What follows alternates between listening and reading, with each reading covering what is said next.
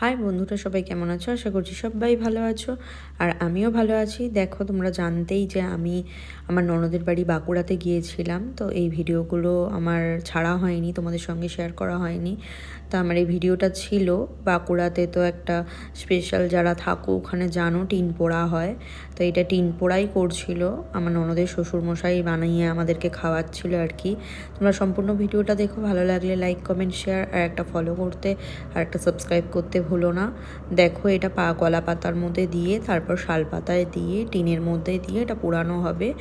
এটা নেক্সট পার্টও আছে, একটা পার্টে পুরোটা দেওয়া সম্ভব হয়নি, অনেকটাই বড় হয়ে যাবে।